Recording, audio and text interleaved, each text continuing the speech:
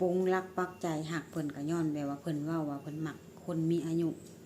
เพิ่นมักบ่มักผู้น้อยเพิ่นเว้าเลยเฮาก็เลยตัดสินใจว่าเพิ่นคือสิจริงใจกับเฮาเนาะเพิ่นมักคนรุ่นใหญ่แต่ว่าเวลาเพิ่นมาปิดเฮาก็แต่คือว่าคุยผู้เดียว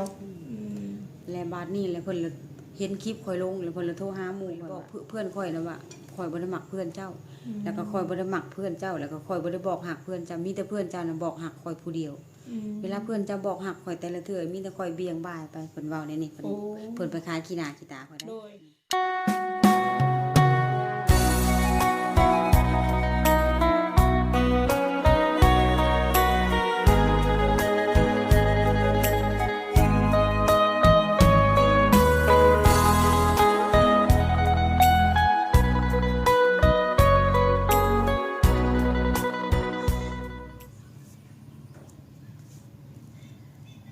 ทักทายสบายดี FC เบิร์ดสุขุสุคนเด้อเนาะผูพอกับสาบัวอีกแล้วคือเก่าคือเดิม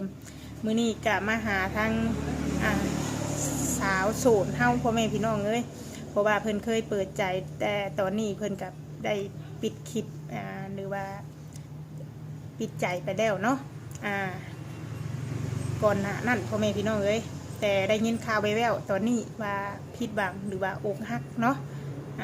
เดี๋ยวมื้อนี้สาวบัวกะสิขึ้นไปทักทายหรือว่าโอ้ลมกับเพิ่นก่อนเพราะว่าทั้งสาวบัวบ่ได้เข้ามาหาเพิ่นแต่รุ่นเลยเนาะตั้งแต่เพิ่นปิดคลิปปิดใจนั่นแหละน้องพ่อแม่พี่น้องเนาะได้ยินข่าวอีกทีว่าผิดหวังน้องพ่อแม่พี่น้องเนาะกะเรื่องราวของเพิ่นนี้สาวบัวกะสิมาถามจากปากเพิ่นอีกน้องพ่อแม่พี่น้องเนาะว่าเป็นแนวใดคือว่าผิดหวังนี่แหละเนาะไปจังใดก็ไปเบิ่งไปส้มน้ำกันเพราะว่าทั้งเอื้อยเพิ่นก็อยู่เฮือนพุ่นแหละถึงเฮือนพุ่นเนาะเพราะว่าทั้งสาวบัวก็มาหอดเฮือนซานเพิ่นเป็นทีเรียบร้อยแล้วไปเบิ่งไปส้มน้ำกันเนาะโดยทักทายสบายดีเด้อจ้าสบายดีโดยเป็นจังใดเรื่องราวคือว่าคือเป็นแบบนั้นแต่เพิ่นเป็นอะไรแล้วเพิ่นก็ลงกับเฮาอยู่ดีๆก็เพิ่นก็ไปมีใหม่นะเพิ่นก็บ่ได้บอกบ่ได้กล่าวว่าเพิ่นมีเพิ่นอีจังนะแต่ว่าเฮาก็จับได้เองว่าเพิ่นมีอะไรเพิ่นคิดเพิ่นเวลาเพิ่นโทรมาเวลาอีหยังเพิ่นมีแต่ว่าบ่ว่างยากงามแบบนั้นแบบนี้เฮาก็รู้สึกแบบว่าเพิ่นบ่ายเบี่ยงสงสัยเพิ่นมีไหมประมาณนั้นสงสัยว่าเพิ่นมีไหมก็เลยตัดสินใจออกคลิปออกมาว่ามาชี้แจงว่าสาเหตุมันเป็นอะไรสาเหตุเพิ่นไปมีผู้ใหม่เพิ่นไปมักผู้สาวน้อย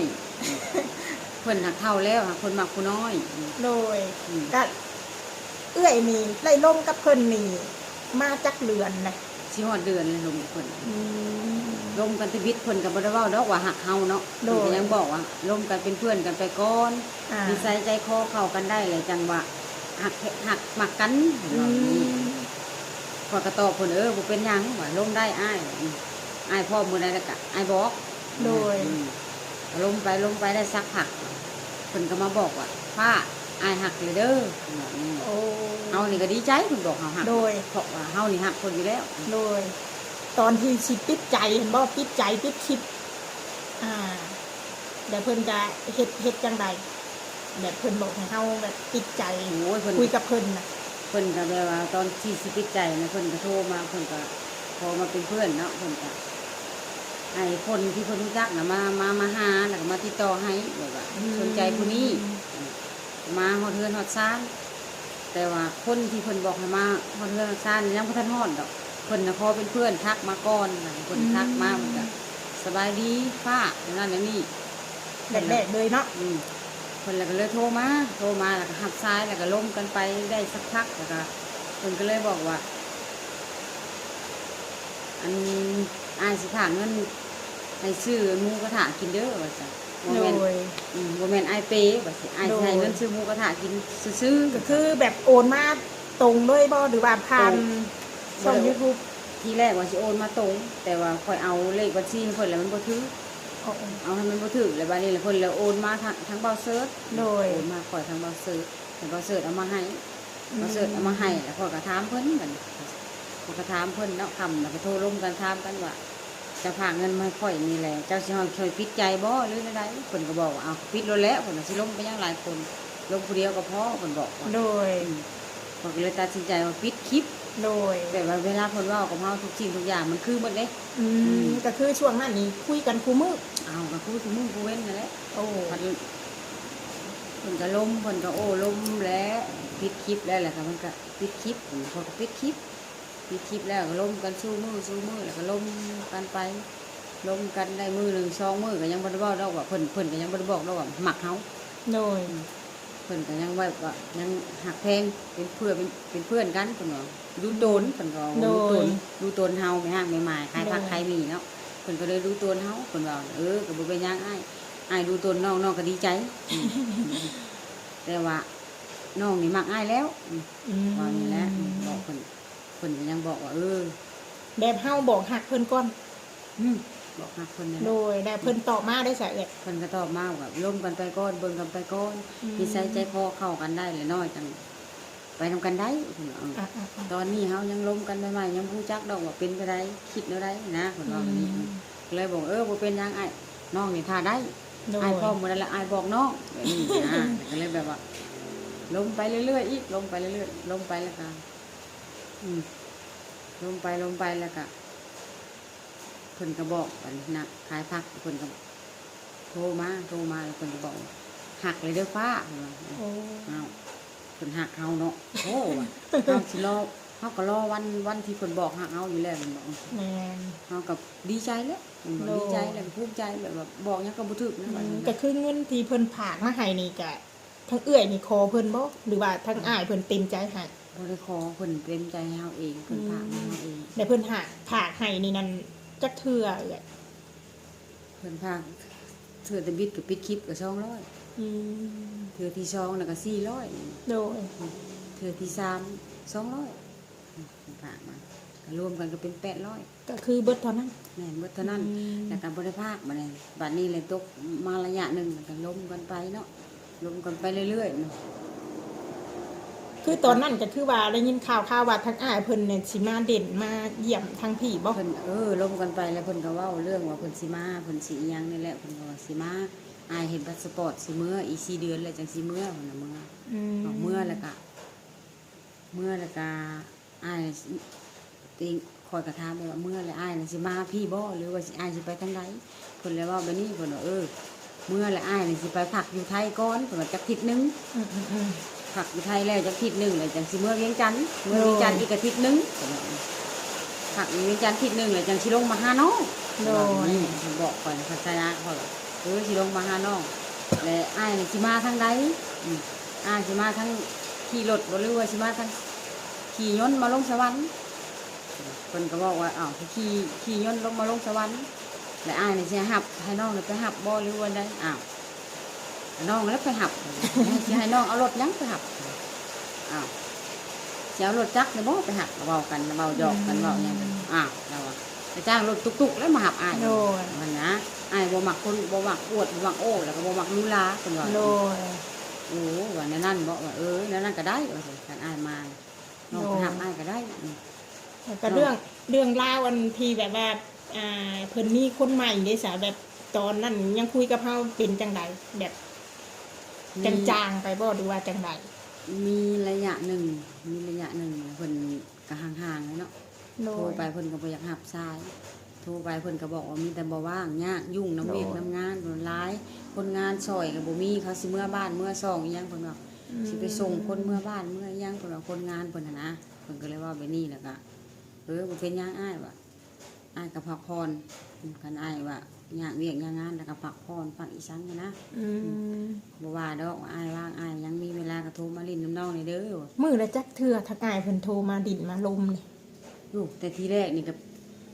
มื้อเช้ามื้อแรงว่าซั่นซะแต่ทีแรกนี่ก็มื้อเช้า บัด มื้อ เริ่ม แรง ห่างๆหั่นเด้จ้ะ บัดเริ่มห่างๆเลยบ่โทรจักเทื่อ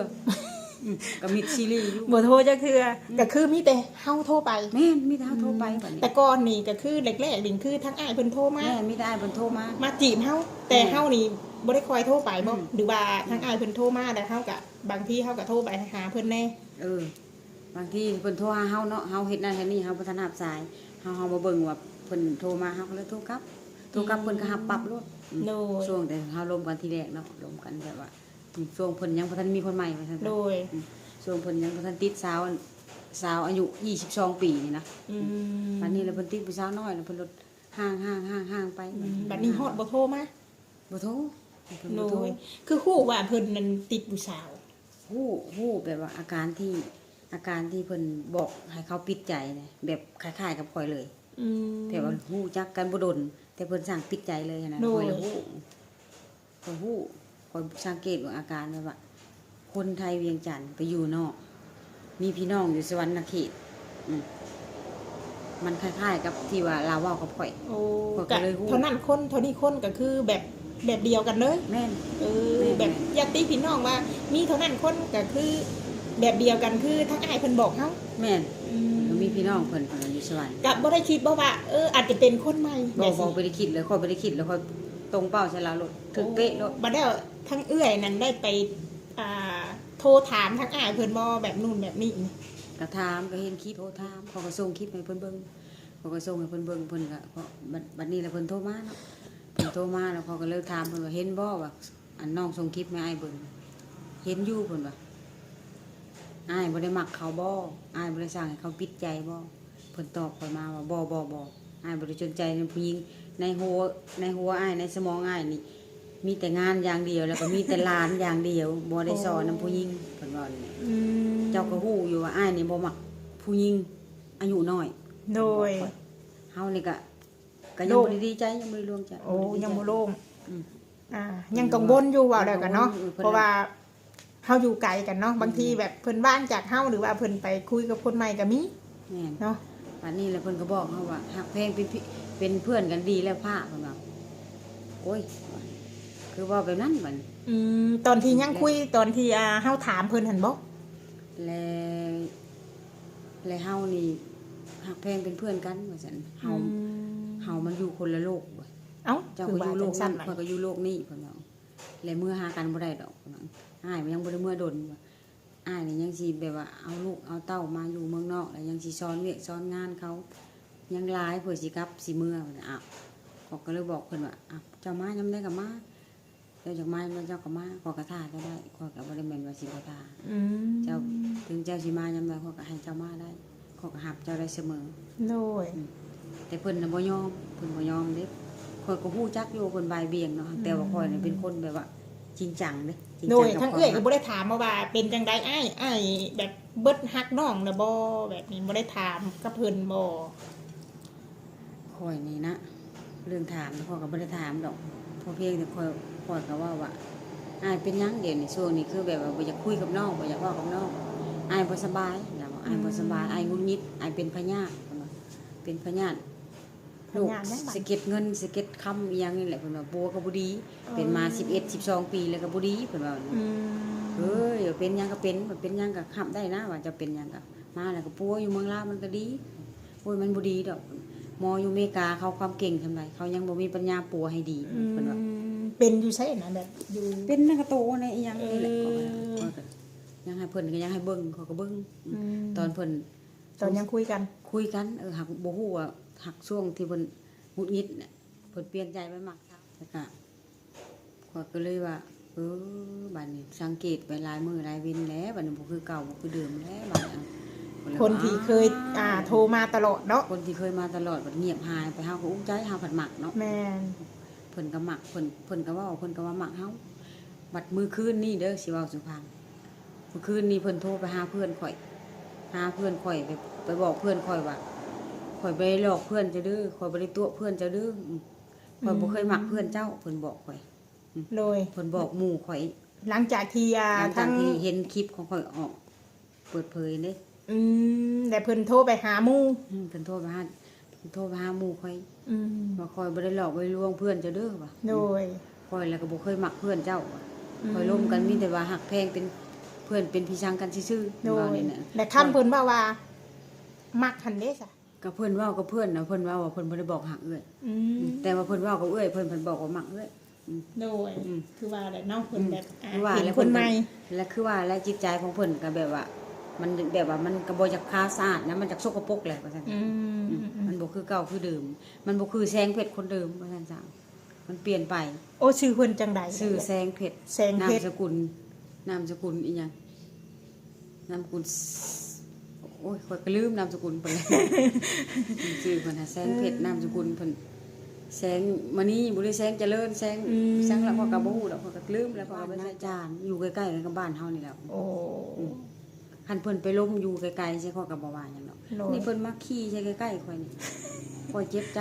ข้อยปวดสมองปวดหัวปวดน้ำเรื่องแบบนี้นะข้อยอายุซ้ำนี้แล้ว ยังมีผู้มาตัวมาต้มมาหลอกมาลวงทางๆที่ว่าบ่ได้ไปเฮ็ดบาปเฮ็ดกรรมให้ใครนี่แต่ว่ายังมีบาปมีกรรมติดตัวมาแบบนี้นะ ได้ยินทั้งอ้ายเพิ่นบอกว่าแบบเป็นพี่เป็นน้องกันแล้วก็ความที่เฮาฮักอยู่แล้วนี่ มันทำใจบ่ได้ ใจแรกๆเป็นจังใด โยกมันก็แบบว่ามันบ่มีอันกินอันนอนแล้วจนบ่ได้ไปขายหมี่3มื้อแล้วของเพิ่นไป โอ้ถือว่าใจสลายเลย ใจสลายเลยแล้วมันก็บ่มีกำลังใจแบบไหนแบบนึงนะว่าซะคิดหลายอย่างแหละคิดแต่ว่าบ้านเมืองหมู่ก็ฮู้เนาะเฮาปิดใจปิดหยังว่ามีคนมาซัพพอร์ตมีคนดูแลสิเบิ่งสิแยงสิ โดยทั้งที่เพิ่นฝากเงินมาก่อนหน้านั้นก็คืออยากให้เฮาปิดใจแน่ แม่ บัดเพิ่น หรือว่าสิดูแลเฮาบ่ ก็เพิ่นก็ว่าลมกันไปหักแพงกันไปเพิ่นสิมาอยู่นํเพิ่นมาอยู่นํข่อยแล้วเพิ่นสิสร้างให้ข่อยเพิ่นว่าเพิ่นสิมาอยู่อีก4เดือนแล้วเพิ่นสิมาสันเพิ่นเว้าสู่พังหั่นว่า มา พิ่นสิ เลยบ่หรือว่ามาเที่ยวมาดินมาเบิ่งเฮา เพิ่น ซื่อ เพิ่นสิมาพักผ่อน4เดือน โอ้ สิมาพักผ่อน4เดือนแหละ เดี๋ยวก็สิลงไปคือ แล้ เก่าว ก็สิลงไปคือเก่าเพิ่นว่าสิลงไปอันสิกลับไปอยู่เมืองนอกคือเก่ากลับไปอยู่เมืองนอกคือเก่าแล้วก็ไปมาเพิ่นว่าคันว่ามาอยู่นํกันแล้วก็ข้อยสิเฮ็ดข้อยสิสร้างสิช้าให้เจ้าอยากได้หยังข้อยก็สิสร้างให้ข้อยอยู่สิบ่ให้เจ้าน้อยหน้าไปคันข้อยได้กับเจ้าได้เป็นผัว ถือว่า เจ้า ได้มาอยู่แล้วเนาะ แม่ได้อยู่นํเจ้าแบบว่าข้อยนี่มอบจิตมอบใจมอบร่างมอบกายให้แล้วก็อยู่แบบเป็นผัวเป็นเมียกันนะ อันคำที่อ้ายเพิ่นได้บอกเฮาหั่นบ่แม่นบ่ เพิ่นอธิบายนะ อธิบาย เพิ่นอธิบายสุพังนะ ตั้งแต่ยังมักหักกัน แต่ เบา ยัง แล้ว มา เนาะ กันเจอมาระยะหนึ่งแล้วเพิ่นเลยเปลี่ยนไปนะลงกันนี่ก็เพิ่นเว้ากันว่าค่อยนี่ผ้ามีบ่เงินใช้ในนั้นนี่เขาก็บอกว่ามีใช้อยู่ขายผักขายมีนี่แหละซื้อกินคันบ่มีเลยสิพากให้ประมาณนี้นะมีอยู่อ้ายว่าซั่น โดย บัดนี้เลยเพิ่นเลยถามค่อยว่าผ้าแหวนเจ้าน่ะเท่าไหร่เพิ่นว่าแหวนค่อยน่ะข้อยก็ได้ตอบเพิ่นแหวนค่อยหนึงก็สิลึกนึงประมาณ สิลึงนึงเขาว่าโอ้สิลึงนึงบ่เจ้าใส่แต่วงเดียวนะใส่แต่วงเดียวนั่นแหละของเงินข่อยจุบแต่วงเดียวเขาบอก โดย คนละก็เลยว่าแบบนี้เพิ่นก็เลยว่าโอ้คันอายสิซื้อให้นี่เจ้าสิเอาบ่อายสิซื้อให้อีกวงหนึงให้มันเป็น2วงใส่คู่กันแล้วมันจะงาม โดย เพิ่นบอกข่อยข้อยก็บอกคันอายสิซื้อให้ก็ยินดีเอายินดีก็บ่ปฏิเสธอายเอาให้น้องก็เอา ก็คือทั้งอ้ายเพิ่นสิผากมาเท่าไหร่ผากมาแบบ เพิ่นบอกว่า ให้เอาไปซื้อ ติบิดเพิ่นสิติบิดเพิ่นก็ว่าสิซื้อให้วงหนึงเนาะสิลึกนึงเนาะ โดย บัดนี้แหละเพิ่นว่าสิลึงเนี่ยมันน้อยไปป้าเพิ่นว่ามันน้อยไปแล้วบัดนี้แหละอ้ายสิเป็นคนแบบว่าฝากเงินให้เจ้าละทิศนึงทิศละ300เพิ่นว่าแล้วให้มันจุบบาทนึงแล้วให้เจ้าไปเอาบาทนึงเด้อไปเอาบาทนึงแล้วก็บ่ให้เจ้าเอาอันนั้นให้เอาแหวนตาบ่งแหวนมิดหยังนะเพิ่นบอกไปเพิ่นก็เลยบอกอ้ายน่ะมักไปนั่นบ่อ้ายมักไปนั่นแล้วเจ้าใส่ไปนั่นมันจะงามเพิ่นว่านี่นะ เพิ่นสัญญากับข่อยว่าสิฝากเงินให้ข่อยทิศละ300แล้วให้ข่อยโฮมให้ข่อยเก็บ โดย สมมุติว่าเพิ่นฝากมา300เพิ่นบอกเพิ่นบอกว่าให้ข่อยในซื้อกิน100นึงแล้วให้เก็บไว้200คำเพิ่นเว้าแล้วข่อยจื้อมันได้ โดยหลังจากที่แล้วบัดนี้อีกทิศหน้าอีกฝากอีกเพิ่นน่ะสมมุติว่าฝาก400จะซื้อสิกินสิ100นึงจะจงไว้ซะ300เพิ่นน่ะถ้ามันจุบบาทนึงมื้อนั้นแล้วเจ้าไปเอาเพิ่นบอก โดย เพิ่นให้คำหวังข่อยดีใจบ่มีเพิ่นเว้าเลย แล้วก็เงินก็ถือว่ายังบ่ได้ ยังบ่ได้จักกี่ ยังบ่ได้โอนมาเลย ยังบ่ได้โอนยังบ่ได้มีหยังเลย ก็คือไล่แต่ก่อนหน้านั้นเนาะ800 ได้แต่โทษ800นะ800ก็ เดือน 800ก็เว้าไกลๆซะเอาชีวิตเอาอันนั้นแลกเอาว่าซั่นซะ โดยเพราะว่าแรกแบบว่าให้เฮาปิดใจคุยกับอ้ายเพิ่นแต่ทั้งเอื้อยก็บ่ได้คุยแบบว่าแบบคนอื่นนำบ่แบบปนแบบบ้างจากเพิ่นน่ะไปคุยกับคนนั้น บ่เค ยจักเทื่อแล้วก็บ่เคยคิดจะคุยอย่างเนี้ยจะคุยแต่นำผู้เดียวลมกันไปได้สักพัก ยันว่าทางอ้ายเพิ่นโทรมาสายติดสายบ่บ้างสิยันว่าน้อยใจว่าคุยกับคนใหม่บ่แบบนี้ บ่เคยว่าสายบ่ว่างจักเทื่อโทรมายันไปติดตลอด มีแต่เพิ่นโทรไปแล้วสายบ่ว่างมื้อคืนนี่เพิ่นโทรหาเพื่อนข่อยเนาะเพิ่นโทรหาเพื่อนข่อยเลยเพิ่นไปเว้าซื่อเพื่อนข่อยว่าอ้ายนี่เป็นคนชินคนทำอ้าวเป็นคนชินคนทำจังได๋เป็นคนชินคนทำเพิ่นมาหลอกคนที่แบบบ่มีทางสู้เนาะ โดย บ่มีทางสู้ก็คือเฮานี่สิเอาหยังไปสู้เนาะ โดย สู้คนที่แบบว่าเขายังซวยยังสาวกว่าแม่นบ่ แม่น เฮาสู้เขาบ่ได้อยู่แล้วแม่นบ่แต่ว่า โดย เพิ่นก็เฮาสิปรุงรักปักใจหักเพิ่นก็ย้อนแบบว่าเพิ่นเว้าว่าเพิ่นมักคนมีอายุเพิ่นมักบ่มักผู้น้อยเพิ่นเว้าเลยเฮาก็เลยตัดสินใจว่าเพิ่นคือสิจริงใจกับเฮาเนาะเพิ่นมักคนรุ่นใหญ่ผู้น้อยน่ะเพิ่นบ่มักเพิ่นว่าเพิ่นเคยเจ็บมาแล้วแล้วก็เคยปวดมาแล้วเพิ่นว่าเคยมักผู้สาวอยู่เวียงจันทน์ก็มักแล้วเพิ่นว่ามักแล้วก็สร้างเรือนสร้างศาลให้เขาจนหมดเงินเป็น 200,000 เหรียญบาทซื้อรถเก่งลุยจังให้เขาขี่ แต่ผิดหวั แต่ งบ่ ผิดหวังเขาไปมีคนใหม่ เขาก็เอาผู้บ่าวอีหยังไปนอนนั่นไปอีช่างเพิ่นเว้าแบบนั้นนะมาเพิ่นมาเล่าสู่เฮาฟัง เพิ่นก็เลยบ่มักแบบที่สาวน้อย รุ่นน้อยแต่มักสาวรุ่นยัง แม่นๆเพิ่นละมักสาวรุ่นใหญ่เฮาก็เลยตัดสินใจโอ้ยแน่แหละบัดนี้เพิ่นคือสิมักแบบนี้แหละเพิ่นคือสิเจ็บและปวดรวดร้าวและผู้สาวสำน้อยนะ โดย แต่ว่าที่มาหลอกมาลวงเพิ่นนี้ แต่เฮาก็มักเพิ่นอีดี เฮา เนาะ ก็มักเพิ่นอีหลีเฮาก็บ่ได้ปฏิเสธว่ามักเพิ่น แต่ก่อนที่เปิดใจนี่เฮาก็ยอมรับว่าคุยหลายคนเนาะก่อนหน้านั้นเนาะ ก่อนที่เปิดใจคุยแล้วเพิ่นแต่ว่าเวลาเพิ่นมาปิดเนาะก็ แต่คือว่าคุยผู้เดียว แล้วบาดนี้แล้วเพิ่นเลยเห็นคลิปข่อยลงแล้วเพิ่นเลยโทรหาหมู่ข่อยว่าข่อยบ่ได้หลอกเพื่อนเจ้าเด้อข่อยบ่ได้มักเพื่อนเจ้าข่อยบ่เคยบอกหักเพื่อนเจ้ามีแต่เพื่อนเจ้าน่ะมาบอกหักข่อย สั่งมาให้หมู่มาบอกเฮาอีกเทื่อนึง แม่นติพอเพิ่นบล็อกเบอร์ข่อยแล้วเพิ่นก็บ่มีปัญญาสิโทรมาหาข่อยเนาะ โดย ถ้าเพิ่นแก้บล็อกเพิ่นก็สิโทรหาข่อยได้เพิ่นเลยบอกเพื่อนข่อยนะว่าข่อยบ่ได้มักเพื่อนเจ้า แล้วก็ข่อยบ่ได้มักเพื่อนเจ้าแล้วก็ข่อยบ่ได้บอกหักเพื่อนเจ้ามีแต่เพื่อนเจ้าน่ะบอกหักข่อยผู้เดียวเวลาเพื่อนเจ้าบอกหักข่อยแต่ละเทื่อมีแต่ข่อยเบี่ยงบ่ายไปเพิ่นเว้าในนี้เพิ่นไปขายขี้หน้าขี้ตาข่อยได้ โดยแต่บัดนี้อ้ายเพิ่นนี่ก็ถือว่าเคยบอกหักเอื้อยอยู่บ่ซะ คันบ่เคยข่อยบ่สิเว้าเอานะข่อยแฮงเป็นคนตรงอยู่แล้วข่อยบ่เว้าเอาง่ายๆหรอกตอนล้มทีแรกเพิ่นก็บอกว่ายังบ่ได้เว้าว่าหัก ถือว่าอยากคุยกันไปก่อน ล้มกันไปก่อน พักหลังๆมาก็คือได้บอกหักเฮา พักหลังๆมาเพิ่นก็เคยบอกเพิ่นก็แบบว่าพักหลังๆมาเพิ่นก็แซดมาหักเลยเด้อผ้าเพิ่นว่า โอ้โห หักเลยเด้อเพิ่นแซดมาได้ดูโตนเพิ่นว่าดูโตนข่อยเพิ่นบอกว่าดูโตนข่อยแล้วเพิ่นหักข่อยเพิ่นว่า โดย ขอบใจที่อ้ายดูโตนคอยอ้ายน่ะแบบว่าหักแบบว่าอยู่กันไปนานๆกับข่อยไปนี่นะข่อยบอกเพิ่น โดย บัดมือต่อมาอีกบัดมือต่อมาเพิ่นโทรมาเนาะเพิ่นโทรมาข่อยก็หับมื้อนั้นหับแล้วก็เพิ่นก็บอกหักเลยเด้อฟ้าเพิ่นว่าสายฟ้าหักเลยเด้อเพิ่นว่า เป็นครั้งที่สอง เป็นครั้งที่2เพิ่นบอกหักข่อยนะ อืม เป็นครั้งที่2พอก็ดีใจเนาะคำมาค่ะอีหยังก็ล้มกันไปบัดมาล้มกันอีกอยู่ในห้องนี่ก็ล้มกันนอนล้มกันส่งคลิปผู้นั้นเพิ่นก็บอกเล่าเรื่องคลิปพวกแอนนอกแอนนาพี่ซังนั่นแหละเปิดเจาะเปิดใจผู้ใดหลายคนแล้วเพิ่นก็บอกว่าเข้าไปเบิ่งก็อ้ายบ่ได้คิดจักมักไปบ่สาวรุ่นน้อยบ่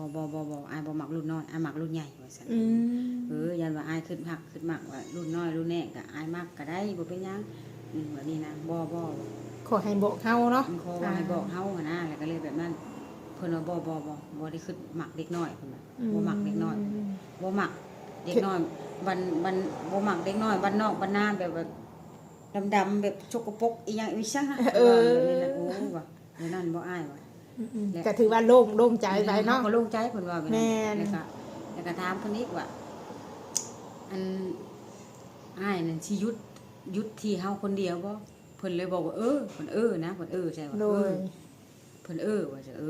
สัญญาเด้อว่าเจ้าเลยเด้อว่าเจ้าสิหยุดที่เฮาคนเดียวบ่ได้สัญญาซั่นนี้เลยเพิ่นว่าก็คือเพิ่นว่านี่นะ โอ้ แล้วก็ดีใจแล้วโตก็ได้ เนาะ ว่าดีใจเพิ่นว่าไปนั่นแหละก็ดีใจก็บ่ได้นั่นหยังดอกแต่เพิ่นก็เว้าว่าสิซื้อต้องเด้อให้ลูกสิพาเงินแล้วก็ แล้วก็แบบว่าอันห้านตัดผมลูกน่ะมีหยังแน่แล้วก็บ่มีหยังแล้วก็ยึแบบว่าโทรมาแล้วก็เอาลงไปให้เบิ่งว่าอันนี้ก็ตังค์นี่ก็ขาดแล้วแม่นบ่อันผู้โต๊ะตั้งอันตัดผมนี่ก็แบบว่าเอาอันไม้อัน ห้อง ไม้อัดนี่เด้เฮ็ดอันนั้นแล้วก็เอาดินโดดดินจี้ดินก่อนก่อขึ้นแล้วก็เอาตรงเด้อแปะ โดย เพิ่นแล้วก็บอกว่างบมันเท่าใดสิพาเงินให้แล้วก็ให้ลูกน่ะไปซื้อไปซื้อมาใส่หากว่าอันห้านเด้จะห้านตัดผมเด้จะห้านตัดผมเนี่ยไปแล้วจังว่ากันทีหลัง โดย บัดอ้ายเมื่ออยู่น้ำเจ้าก่อนแบบนั้นว่าโอ้ก็เลยว่าแล้วแต่อ้ายสิเฮ็ดให้ยามใดก็เฮ็ดบ่ได้ว่าดอก เพราะว่าเฮาก็มีความหวังอยู่แล้วเนาะ มีความหวังเนาะ เพราะว่าทางอ้ายเพิ่นสิมาถือว่าเร็วๆนี่เนาะ เพิ่นว่าเพิ่นสิมาเด้อีก4 เดือนเนาะเฮาก็มีความหวังแล้วมันบอก แม่นเพราะว่าเฮาก็มักฮักอยู่แล้วเนาะ เฮาก็บ่ได้ตัวบ่ได้โลกกับเพิ่น เฮาก็บ่ได้ตัวบ่ได้หลอกเพิ่นแล้วก็บ่ได้เคยแบบว่าสิอยากนอกใจเพิ่นนะเพิ่นว่าเนาะขนาดเฮาตอนลงกันที่แรกโอ้คันเฮาบ่มีเน็ตเนาะเงินเฮาเน็ตเฮาหมดเฮาเติมน้ำก็มีทันโทรแชทบอกว่าเน็ตหมดเน็ตหมดเน็ตหมดก็ยังโทรน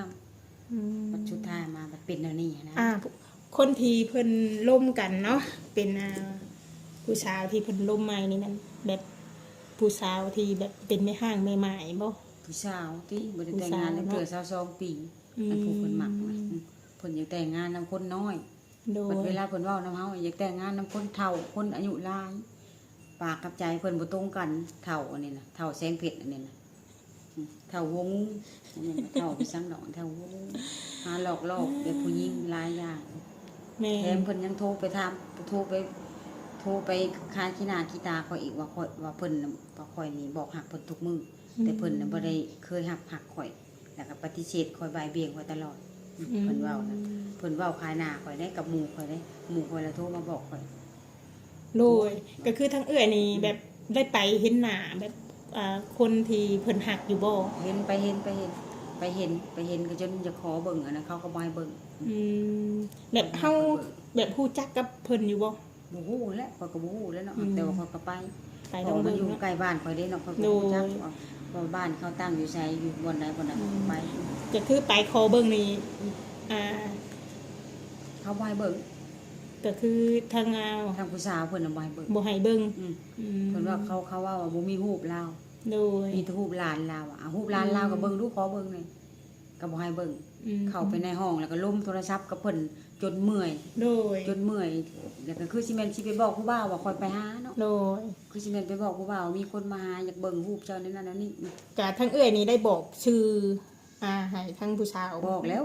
ชื่อผู้บ่าวค่อยนี่ค่อยล้มนี่ชื่อแสงเพชรก็เขาก็ว่าในคนเวียงจันทน์เขาว่าพี่น้องเราก็มีอยู่สวรรค์เขาก็ว่าแบบนี้แหละ โดยแต่หากตอนนั้นก็คือบ่ได้ติดต่อกับอ้ายเพิ่นแล้ว ติดต่อล้มกันก็แม่ว่ามัน ก็คือยังบ่ได้บอกบ่ บ่ยังบ่ได้บอกแต่ว่าล้มกันนี่ก็เป็นล้มกันแบบว่าน้อยๆหันนะล้มกันแบบเว้านำกัน4-5 คำบ่หรือ10 คำบ่ไปแบบนั้นนะ แต่ตอนไปหาทางอันผู้สาวใหม่ของอ้ายเพิ่นนี่ก็คือไล่บอกชื่อเฮาว่าเฮานี่แบบชื่อ ข่อยก็บ่ได้บอกแล้วว่าชื่อข่อยนี่ว่าข่อยชื่อข่อยใส่ผ้าข่อยเป็นข่อยก็บอกแต่ชื่อเพิ่นนั่นแหละว่าชื่อแสงเพชรผู้ข่อยลม โดย ผู้บ่าวจะลมหรือชื่อนั่นใด กะไปถาได้จักชั่วโมงนะ ถ้าเต้นดนไปแล้วแหละคือสิเป็นผู้ชายคนนั้นบอกว่ามีคนมาหาแล้วก็ผู้บ่าวเพิ่นเลยโทรมาหาข่อย โดยและเพิ่นได้เว้าจังใดทางอ้าย โทร เพิ่น มาหาข่อยเลยเพิ่นเลยเว้า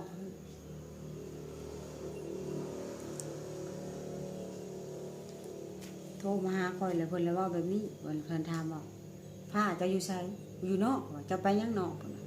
เมื่อเฮือนเมื่อซ่านแม่บอกข่อยนี่เพิ่นฮู้แล้วว่าข่อยไปหาผู้สาว โดย ไปหาอีนั่นเพิ่นว่าเมื่อเฮือนเมื่อซ่านแม่ข่อยว่าเมื่อยังข่อยก็ไปเวียกของข่อยว่าสิเมื่อยังเมื่อโลดมีหยังก็เมื่อเว้ากันอยู่เฮือนเจ้าอยากเฮ็ดอยากสร้างหยังเจ้าก็บอกข่อยสิช่วยเหลือเจ้าเพิ่นว่านะเจ้าสิช่วยหยังเจ้าคือบ่ช่วยคันเจ้าสิช่วยเจ้าก็บอกมาเจ้าอยากเฮ็ดหยังข่อยก็บอกเจ้าว่าข่อยอยากเฮ็ดหยังข่อยอยากเปิดร้านขายเครื่องอยู่เฮือนข่อยว่าข่อยเบื่อแล้วอยู่ตลาดข่อยว่าข่อยบ่อยากอยู่ข่อยขายเครื่องอยู่ตลาดข่อยบ่ได้เงินข่อยถ้าเจ้าอยากข่อยขายชิ้นหมอกชิ้นหมูอยู่ตลาดข่อยบ่ขายข่อยบ่มักเพิ่นอยากลงทุนให้ข่อยขายชิ้นหมูตลาดแล้วข่อยบ่ยากข่อยบอก แล้วเฮาอยากเปิด เฮาเลยอยู่เฮือนเปิดห้านอยู่เฮือนนี่แล้วก็ ตื่นเช้ามาเปิดห้านขายเครื่องเพื่อนขายเครื่องย่อยอีหยังเพื่อน แล้วก็ต้มขนมพะแนกเนาะ แม่นอยู่เพื่อนแล้วก็ห้านความปันก็อยากได้ห้านนี่แหละให้ลูกเนาะ แล้วทั้งอ้ายเพิ่นได้เว้าหยังต่อบ่หลังจากเพิ่นโทรมาหาเฮาเลย เพิ่นก็บอกให้ค่อยน่ะมื้อเฮือนเพิ่นมื้อเฮือนมื้อปรึกษากับลูกกับเต้าว่าเจ้าสิเฮ็ดหยังเจ้าสิขายหยังบัดนี้นะ พอยก็มาบัดนี้พอยก็มาแล้วพอยก็ไปบอกค่อยว่าผู้บ่าวค่อยน่ะชื่อแสงเพชรลมกันนะค่อยเว้าแล้วก็คันว่าเป็นคนคนเดียวกันนี่ก็ให้บอกค่อยเขาว่า โดย เพราะว่าเฮานี่เป็นลูกผู้หญิงคือกันมาเป็นบางกันว่าภายใดภายหนึ่งเจ็บก็บ่ดี โดย แล้วก็เขาก็และเอ้ยมันก็บอกว่าบ่แม่นติบ่แม่นคนคนเดียวคนละคนติว่าคนที่มันล้มเห็นหัวละล้านโลนๆว่าซั่นนะ บัดทักอ้ายเพิ่นได้จ้ะ ทางอ้ายเพิ่นก็บ่ยอมบอกว่าเพิ่นล้มเพิ่นก็บ่ได้บอกว่าเพิ่นล้ บ่ ม ทางอ้ายเพิ่นนี่ก็แบบคือทางอ้ายเพิ่นก็คือฮูบนี่แหละคือฮูบหน้าปกนี่แหละ หากกับเพิ่นก็หัวบ่ได้โลนบ่ได้หยัง เนาะ เนาะ เพิ่นสิโลนนะหัวเพิ่นบ่ได้โลนแล้วเพิ่นบ่แม่นคนต่างประเทศเพิ่นก็มีผมมีหยังด้วยกันใส่แว่นตานี่แหละนี่ ให้มีบ่อันหูเพิ่นน่ะ เอาก็มีนะ ไม่ เพิ่นเอาฮูบเพิ่นก็ได้ อื มักซื้อเพชรกับซื้ออันเพชรเพิ่นก็ซื้อตัวภาษานี่แหละตัวภาษา ให้จับผู้สาวที่เพิ่น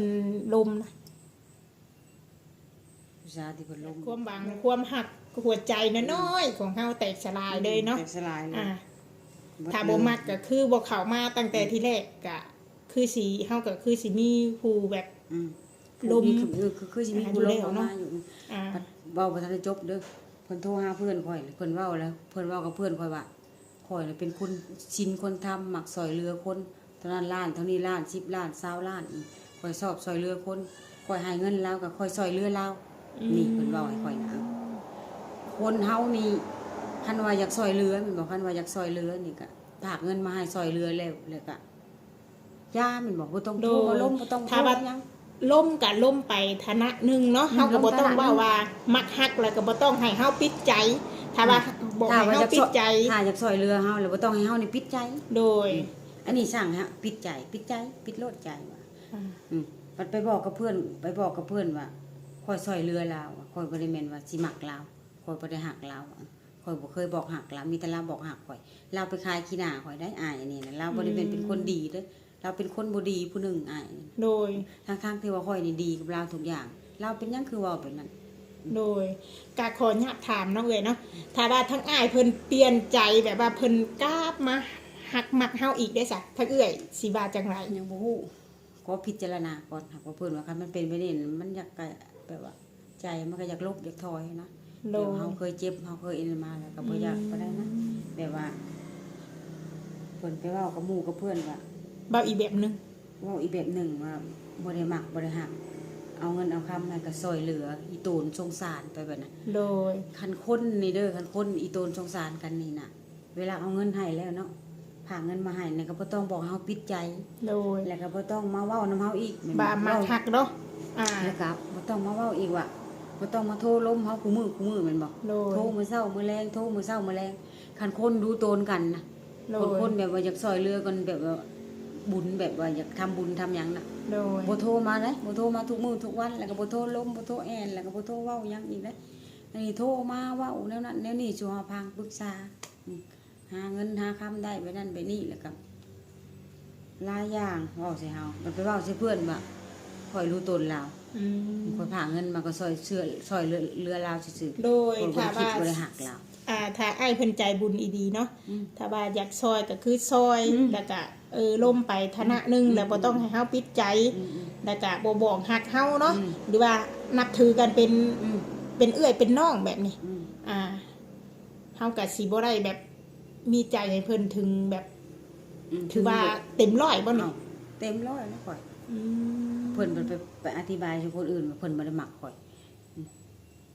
โด เพิ่นบ่ ย ได้เว้าว่ามักหัก อืม รวมกันจิ ถ้า เป็ ว่า นเพื่อนเป็นหมู่กันบ่ ถ้าว่าอ้ายเพิ่นกลับมานี่ถ้าว่าเพิ่นกลับมาว่าขอมักขอคืนดีแล้วก็เพิ่นสิมาเร็วๆนี้แล้วก็สิได้มาแบบขอเลยนี่แบบสิตกลงบอกเอ้ย บ่เว้าเรื่องนี้นะเว้าเป็นน้ำใหม่บ่เว้าเรื่องนี้ไป ถือว่าโจ๊กก่อนเนาะ ป็นี่โจ๊กไว้ก่อนบ่เว้า อืม อนาคตเฮาช่องยังบ่เห็นบ่เว้าไป โด ก่อน ย ทอแต่ว่าค่อยนี่ยังอธิบายทอแต่ว่า อืม เราว่าเราเป็นคนบุญเราเป็นคนซอยเรือคนนี่นะเป็นคนซอยเรือคนนี่ทั้งๆที่ว่าคันเราอยากซอยเรือค่อยนี่ แล้วฝากเงินมาให้ข่อยนี่อันนี้น่ะอ้ายนี่ฝากเงินมาให้เจ้านี่อ้ายซอยเหลือเจ้าเด้อผ้าเด้อ โดย อ้ายบ่ได้ฮักเจ้าแล้วก็อ้ายบ่ได้ฮักแบบเป็นสู้เป็นแฟนเด้ออ้ายฮักแบบเป็นพี่เป็นน้องอ้ายซอยเจ้าอันนี้น่ะเงินคำนี่แล้วก็แล้วก็เรื่องปิดมกปิดใจนี่ก็เจ้าบ่ต้องปิดเจ้าลงไปเรื่อยๆรถมีผู้ใดถูกใจเจ้าแล้วเจ้ามักแล้วเจ้าล้มเจ้าเอานี่คันคนแบบว่าอยากซอยเหลือแบบอันคนบุญ โดย แต่อันนี้เพิ่นเข้ามานี่เพิ่นล้มเฮาแบบสู้แบบสาว โดย แบบสู้แบบสาวเว้าเรื่องแบบว่านั่น แม่นเพราะว่าเรื่องชู้เรื่องสาวนี่ก็ถ้าคนสองคนนี้อาจจะฮู้ดีเนาะฮู้ดี แต่เวลาเพิ่นออกอธิบายทางนอกน่ะแนวนึงแต่เวลาเพิ่นเว้านำเฮาแนวนึงนี่เราเป็นคนแบบนี้เนาะนี่เนาะคันว่าเรามักฮีน้อยก็ให้เรามักฮีน้อยนี่บ่ได้ว่าหยังเรามักโลกฮีน้อยสักวันใดสักวันหนึ่งฮีน้อยนี่สิหลอกเราหมดต้นหมดตู โดย ข่อยเว้าแบบนี้นะนิ โด สัย ยโดย ข่อยนี่ซัดซื่อตัวเราบ่มักเราไปปีนไปกับคนอื่นว่าข่อยนี่หักเราฝ่ายเดียว โดย เวลาคอยบอกหักเราเบี่ยงบ่ายตลอดแล้วว่า โดย แล้วก็พังอยู่คอยบอกหักเรา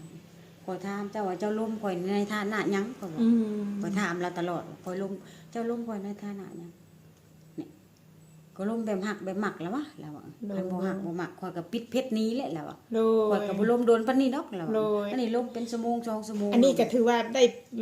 เป็นเดือนหนึงเนาะเนาะ เป็นเดือน ถ้าว่าเฮาวันบ่แบบมักเพิ่นนี่เฮาไปร่วมกับคนใหม่ก็บางทีเฮาก็อาจจะมีแล้วเนาะ อาจจะมีแบบเขาก็สิช่วยเขาได้หลายอย่างเลยแต่อันนี้พอเพียงแต่เพิ่นก็ให้ชำนั้นให้เพิ่นให้ชำนั้นนี่ก็ความในใจของข่อยบ่อยากเว้าออกไปคันว่าออกไปบัดอายโลกอายอีหยังอายทุกอย่างนะว่าซั่นคันเว้าออกไปนี่ก็เพิ่นผู้พังเพิ่นผู้เบิ่งเฮานี่คันเราเบิ่งคันเราพังเราสิฮู้ดีดอก โดย เราว่าเราเห็นหยังแล้วเราเป็นหยังหั่นนะ โดย เราฮู้ดีนิสัยของเรา จังไดก็เป็นกำลังใจให้เอื้อยเด้อเนาะ คันคน สู้ๆต่อไป คันคนบุญนี่แบบว่าพากเงินมาให้แหละบ่ให้ปิดใจล้มนี่ก็บ่โทรล้มจูจี้จุกจิกแล้วก็บ่โทรเศร้าบ่โทรแรงคันคนชอบซอยเหลือกันแบบว่าฮักแพงเป็นพี่เป็นน้องกันได้บ่ได้เป็นสู้เป็นสาวนี่แบบพากเงินมาให้แล้วเป็นแล้วโลดอันนี้เพิ่นล้มเจ้าจนว่าโอ้ยบ่จังได๋นะคันเว้าแล้วก็เอา เป็นกำลังใจให้ซะเนาะจังใดก็สู้ๆต่อไปเนาะ คนเฒ่าบ่งูน่ะไปเจอผู้ใดก็อย่าให้สมหวังก่อน โดยใจเย็น เล็กน้อยบ่เฮ็ดอยู่ ๆโดยคลิปนี้ก็สิเอาไว้ชั้นนี้ก่อนเนาะเอื้อยเนาะถือว่ายาวพอสมควรผู้ใดมือหน้ามือในก็จัง ว่ากัน ว่ากันอีกเทื่อนึงเนาะจัง ว่าทางอ้ายเพิ่นเห็นคลิปเฮาแล้วเพิ่นสิมีอีหยัง ความอธิบายจังได๋ แม่นแบบได้ คันว่ามักผู้สาวนี่ก็ไปมักไกลๆก็บ่ว่าหยังดอก โดย คันว่าเปลี่ยนใจทันก็ให้เปลี่ยนไปมักรถอยู่เวียงเจาะเวียงจันทน์อยู่สิได้ลงพอบอกพระบางพุ่นซะเด้อจะมาขี่ใส่ใจแถวบ้านพินเหนือโนนหยอกโนนยางนะจาน โดย